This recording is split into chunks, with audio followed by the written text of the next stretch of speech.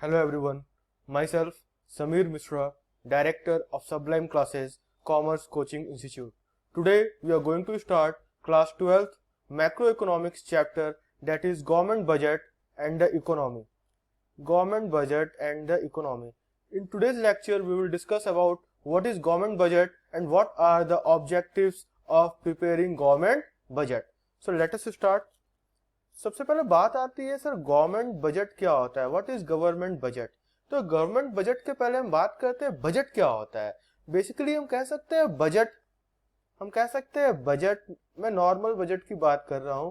क्या हम बोल सकते हैं बजट एक स्टेटमेंट होता है जो हम बनाते हैं, जिसमें हम ये देखते हैं कि हमारी एस्टिमेटेड रिसिप्ट कितनी होगी, हमारी एस्टिमेटेड रिसिप्ट्स कितनी होगी और हमारा एस्टिमेटेड एक्सपेंडिचर कितना होगा। तो हम कह सकते हैं बजट एक स्टेटमेंट होता है जो हम प्रिपेयर करते हैं ये देखने के लिए कि हमारी एस्टिमेटेड मतलब अनुमानित रिसिप्ट कितनी होगी और हमारा एस्टिमेटेड एक्सपेंडिचर कितना होगा। तो हम कह सकते हैं कि बजट हम लोग बनाते हैं प्रेजेंट में, बजट हम लोग बनाते हैं प्रेजेंट में, कब के लिए, फ्यूचर के लिए। तो we can say budget is prepared in present for the future. मेरी बातों को ध्यान से समझिएगा, मैंने कहा budget is a statement showing the estimated receipt and estimated expenditure. ठीक, तो बजट हम लोग बना कब रहे होते हैं, हम लोग बनाते हैं प्रेजेंट में, कब के लिए, फ्यूचर के लिए। तो वैसे ही गवर्नमेंट को भी पूरी इकोनॉमी चलानी होती है, तो गवर्नमेंट भी क्या करती है, प्लानिंग करती है। तो इसीलिए गवर्नमेंट भी बजट बनाती है। तो गवर्नमेंट बजट क्या होता है, तो हम लोग कह सकते हैं government budget is a financial statement showing the expected मतलब आप कह सकते हैं एस्टिमेटेड या अनुमानित। तो we can say a budget is a financial statement showing the expected receipts and expenditure of the government in the coming financial year। Words पे ध्यान दीजिए, coming financial year। तो we can say the budget is prepared in present for the future। मतलब budget हम लोग कब के लिए बनाते हैं, फ्यूचर के लिए प्रिपेयर करते हैं। इन इंडिया फाइनेंशियल ईयर या फाइनेंशियल ईयर को हम लोग फिस्कल FISCAL ईयर भी फिस्कल ईयर भी बोलते हैं, और आप लोग इसे फाइनेंशियल ईयर भी बोल सकते हैं। इंडिया में फाइनेंशियल ईयर कब से स्टार्ट होता है, 1 अप्रैल टू 31 मार्च ऑफ नेक्स्ट ईयर। तो ये अभी हमारा कौन सा फाइनेंशियल ईयर चल रहा है, ये हमारा फाइनेंशियल ईयर चल रहा है 2020-2021। ये फाइनेंशियल ईयर स्टार्ट कब से हुआ है हमारा, ये स्टार्ट हुआ 1 अप्रैल 20 से, और ये कब तक चलेगा, 31 मार्च 21 तक, 2021 तक। तो बात आती है सर बजट क्या गवर्नमेंट 5 ईयर पे बनाती है, 10 ईयर्स पे बनता है कि ईयरली बनता है। तो बजट अभी हमने कहा गवर्नमेंट बनाती है एक फाइनेंशियल ईयर के लिए, और फाइनेंशियल ईयर कब से कब तक का होता है, 1 अप्रैल से 31 मार्च ऑफ नेक्स्ट ईयर। तो बजट कितने साल के लिए बनता है, ईयरली। हर साल गवर्नमेंट बजट प्रिपेयर करती है कमिंग फाइनेंशियल ईयर के लिए। होप यहां तक सबको क्लियर है। एक नॉर्मल नॉलेज के लिए बता दूं, जो बजट पास होता है वो नॉर्मली फाइनेंशियल ईयर 2021 है। ये 2021 का बजट कब आया होगा, आएगा कि आ चुका है, ऑलरेडी आ चुका है। मैंने क्या कहा, बजट हम लोग प्रिपेयर प्रेजेंट में करते हैं फ्यूचर के लिए। तो ये 2021 का बजट 1 फरवरी को आ गया था, 1 फरवरी को आ गया था। बजट जब पास होता है उसके बाद वो हाउस में जाता है, राज्यसभा एंड लोकसभा, वहां से जब पास होता है फिर प्रेसिडेंट के पास जाता है, और प्रेसिडेंट जब साइन करते हैं तो वो एक्ट बन जाता है। बजट जो गवर्नमेंट पेश करते हैं हमारे फाइनेंस मिनिस्टर, उसे हम लोग कहते हैं finance bill. The budget is presented through a finance bill, and when that finance bill is passed in the parliament it is known as finance act. और जो भी चेंजेस करने होते हैं हमें टैक्स के रिगार्डिंग और भी किसी चीज के रिगार्डिंग, वो फाइनेंस बिल के थ्रू उसे पास करवाते हैं। बेसिकली आपके लिए क्लास 12 के लिए इंपॉर्टेंट है व्हाट इज गवर्नमेंट बजट। तो हम कह सकते हैं sir a government budget is a statement showing the expected receipts and expected expenditure of government in coming financial year। और इंडिया में फाइनेंशियल ईयर आपका स्टार्ट होता है 1 अप्रैल टू 31 मार्च ऑफ नेक्स्ट ईयर। अब नेक्स्ट बात आती है सब बजट क्यों बनाते हैं, व्हाट आर द ऑब्जेक्टिव्स हम कह सकते हैं ऑफ प्रिपेयरिंग गवर्नमेंट बजट। हम बजट सर प्रिपेयर क्यों करते हैं, क्या ऑब्जेक्टिव होता है बजट प्रिपेयर करने का, what are the objectives of preparing government budget. तो बजट प्रिपेयर करने के बेसिकली 4 ऑब्जेक्टिव है, एक एक करके हम डिटेल में समझेंगे और ये आपके एग्जाम्स के लिए भी बहुत इंपॉर्टेंट है। Objectives of government budget is very important for your exams. Class 12 में बोर्ड में कई बार इससे क्वेश्चंस आ चुके हैं, what are the objectives of government budget. तो बजट के 4 ऑब्जेक्टिव है, एक एक करके डिटेल में समझते हैं। पहला ऑब्जेक्टिव है redistribution of income and wealth. The first objective is redistribution of income and wealth. एक बार मेरी बातों को पहले आप सुन लीजिए, फिर एक एक टॉपिक पॉइंट को हम डिटेल में बताते हैं।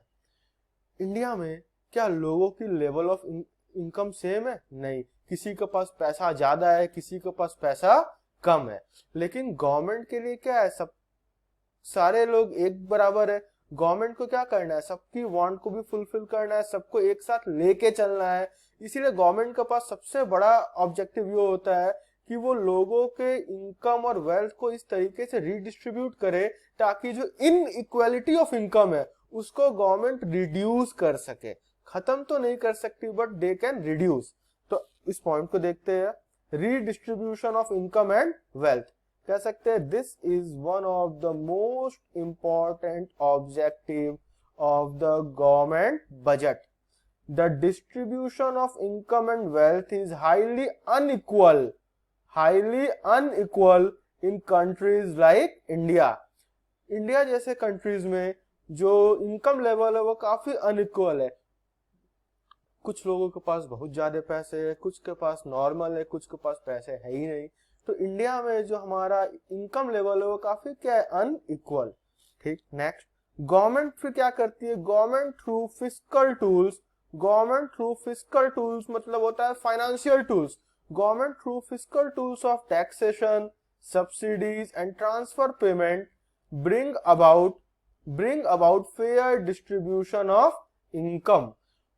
सर फिस्कल टूल का गवर्नमेंट यूज कैसे करती है? तो गवर्नमेंट अपने फाइनेंशियल टूल का यूज इस तरीके से करती है कि गवर्नमेंट रिच पीपल पे टैक्स चार्ज करती है और पुअर पीपल को सब्सिडीज के रूप में क्या करती है, डिस्ट्रीब्यूट करती है। तो नेक्स्ट पॉइंट मैंने वही एक्सप्लेन किया है, by imposing taxes on rich and giving subsidies to the poor, the government redistributes the income in favor of poor people of the society, and by doing this equitable distribution of income and wealth is a way to bring social justice।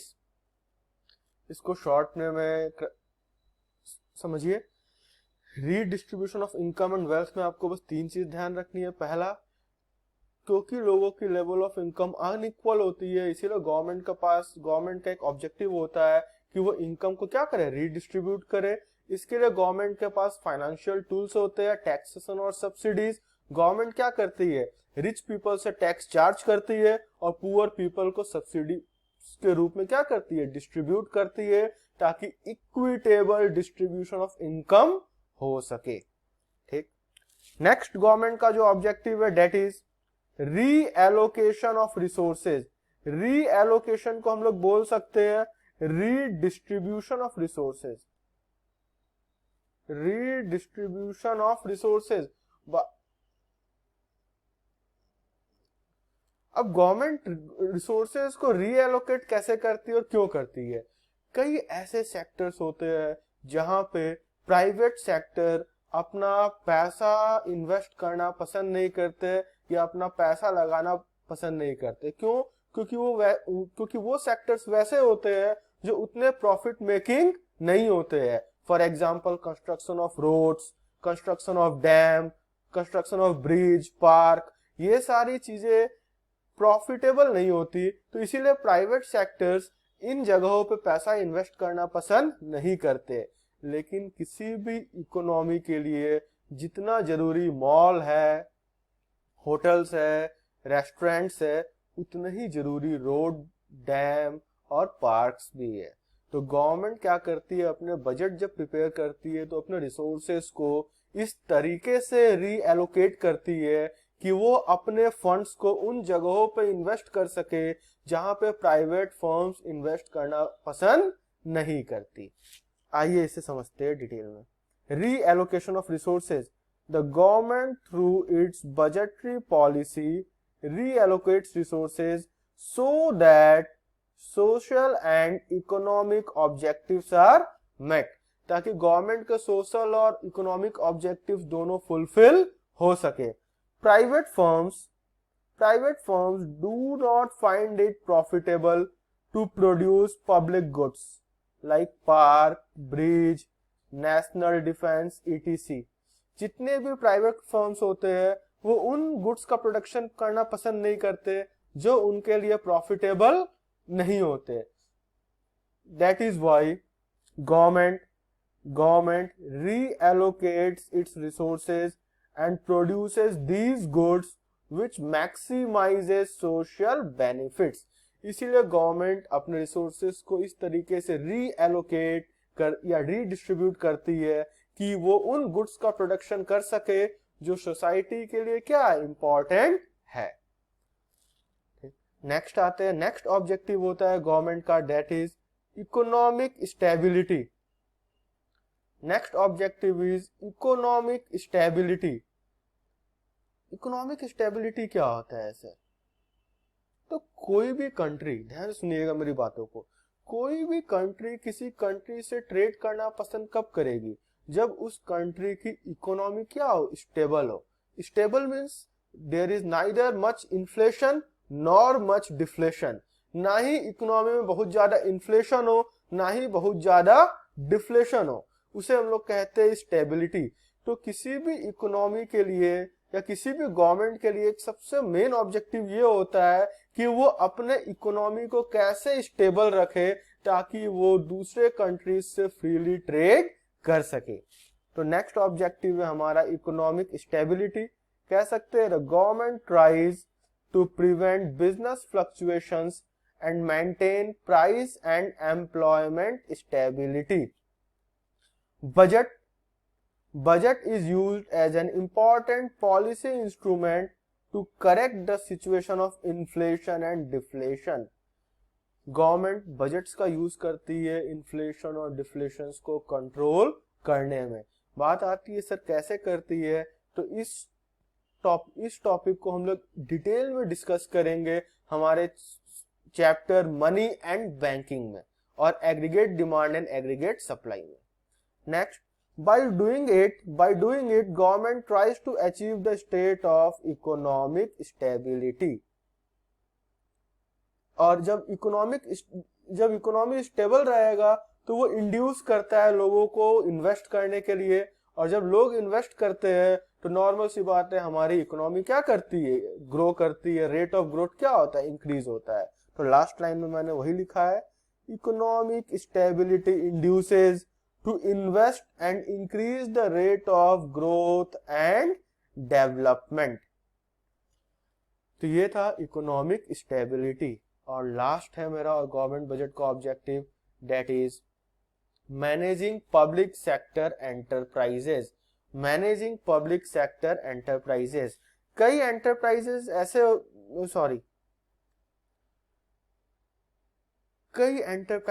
ऐसे है जो government के control में है और government चाहती है कि उसकी मोनोपोली उसमें मेंटेन रहे। अब क्योंकि गवर्नमेंट अपनी मोनोपोली मेंटेन करना चाहती है तो उसके स्मूथ रनिंग और स्मूथ वर्किंग के लिए वो अलग से बजट बनाती है ताकि वो उन एंटरप्राइजेस के वर्किंग कैपिटल को इजीली फुलफिल कर सके। तो लास्ट पॉइंट वही है, managing public enterprises. The budgetary policy of the government shows interest of the government to increase the rate of growth through public enterprises. Often public sector enterprises are encouraged in areas of natural monopolies like water lines, railways, etc. आज के lecture में बस इतना ही। एक बार जो आज हमने discuss किया उसे रिपीट कर लेते हैं। आज हमने बात की गवर्नमेंट बजट की, मीनिंग ऑफ गवर्नमेंट बजट, हमने बात किया मीनिंग ऑफ गवर्नमेंट बजट, हमने बात किया मीनिंग ऑफ गवर्नमेंट बजट, फिर हमने बात किया ऑब्जेक्टिव्स। ऑब्जेक्टिव में 4 ऑब्जेक्टिव है। पहला ऑब्जेक्टिव क्या था हमारा? Redistribution of income and wealth. पहला ऑब्जेक्टिव था हमारा redistribution of income and wealth. दूसरा ऑब्जेक्टिव था हमारा रीएलोकेशन ऑफ रिसोर्सेज। गवर्नमेंट का तीसरा ऑब्जेक्टिव होता है इकोनॉमिक स्टेबिलिटी, इकोनॉमिक स्टेबिलिटी। और हमारा चौथा ऑब्जेक्टिव था managing public sector enterprises, managing public sector enterprises. Next lecture में हम लोग डिस्कस करेंगे कंपोनेंट्स ऑफ गवर्नमेंट बजट की, that is budget received, budget expenditure, और फिर हम बात करेंगे रेवेन्यू रिसीव्ड, रेवेन्यू एक्सपेंड। को आप प्लीज सब्सक्राइब करिए Sublime classes commerce coaching institute, ताकि जो भी क्लासेस मैं ले रहा हूँ वो आपको आप देख सके। और प्लस जो भी क्लासेस में ले रहा हूँ, जो भी ये नोट्स है, ये सारे नोट्स आप हमारे कोचिंग के ऐप सबलाइम क्लासेस, कोचिंग के ऐप सबलाइम क्लासेस से आप डाउनलोड कर सकते हैं। सब गूगल प्ले स्टोर पे आप टाइप करेंगे सबलाइम क्लासेस, प्लस इस वीडियो के नीचे भी लिंक है, आप वहां से जाके डाउनलोड कर सकते हैं। और सारे नोट्स आपको कोचिंग के ऐप में मिल जाएंगे। और जब ये चैप्टर खत्म हो जाएगा तो ऐप में MCQ क्वेश्चंस भी है, आप उन क्वेश्चंस को सॉल्व करिए। और अगर आपको कोई भी डाउट्स होती है, कोई भी क्वेरी होती है, तो आप मुझे व्हाट्सएप भी कर सकते हैं मेरे नंबर पे। ये मेरा व्हाट्सएप नंबर है 1895।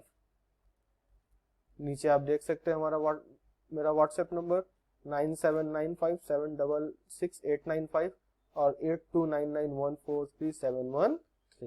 होप आज के लेक्चर आपको समझ आया। Thank you.